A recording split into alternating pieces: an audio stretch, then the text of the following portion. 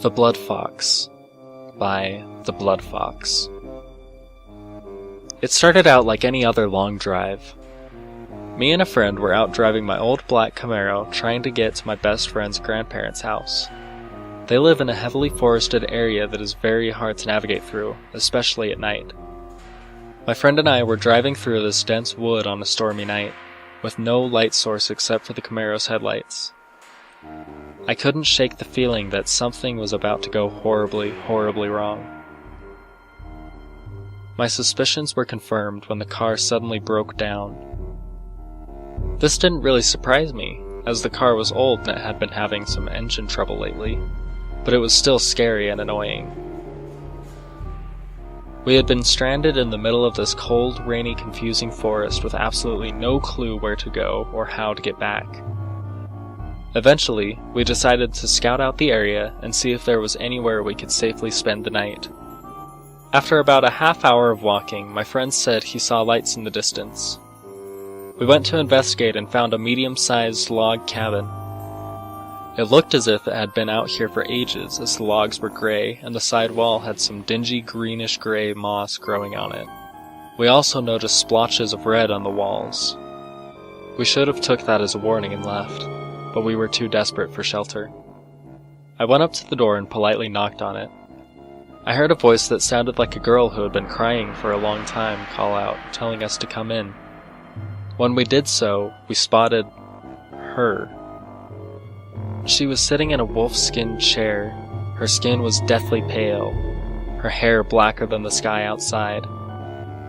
She was wearing a knee-length dress that was a blood-red color. She had sunglasses over her eyes, which meant we couldn't see her eye color, but we could see dark red mascara dripping down her face, a definite sign she was crying. Shortly after we came in, she got up and closed the door behind us. I also thought I heard the lock click. I became suspicious of her immediately. When she sat in her chair again, my friend asked her what was wrong. She sniffled and told us that her dream boyfriend had recently dumped her, and he left her with nothing but the cabin and everything in it, which wasn't much. We both pitied the poor woman, but I did not entirely believe her story.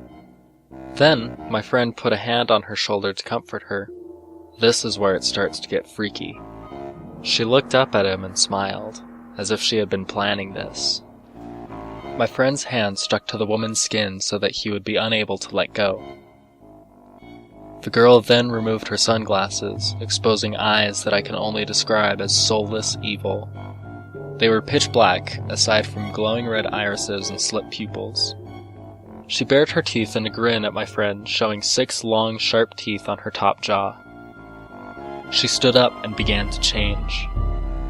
Her body began to swell and pulse as we saw 6 long tails burst out of her behind and a muzzle extend from her face. We could only watch in horror as the giant 6-tailed fox revealed itself. It was covered with black, blood-stained fur and had 6 toes, each one tipped with a sharp red claw on each paw. Protruding from her snout were 6 long, dagger-like fangs. This beast, which I have dubbed the Blood Fox, then turned to my frightened friend and sunk her fangs into his shoulder, draining his body of blood much like a vampire would. She then began to devour his body and left only his bones, which she promptly rearranged so that they spelled a short, simple word: Fox. The Blood Fox then turned to me, snarling viciously. It pounced at me and bit me, trying to drain me. I remembered the Swiss Army knife I always kept in my pocket, which I promptly pulled out of my pocket and used to stab the demonic fox right in its left eye. It reeled back and released me, unleashing a horrific roar of agony. This gave me time to smash one of the windows and make my escape. I have not returned to those woods since. The bite it gave me has healed quite nicely, leaving only a couple of scars. However, I notice that now I can smell the blood of everyone around me, and the worst part is, the more I smell it, the more I want to drink it. I see now. That fox changed me. She was trying to do the same for my friend, but he would not listen. I have now become a blood fox myself.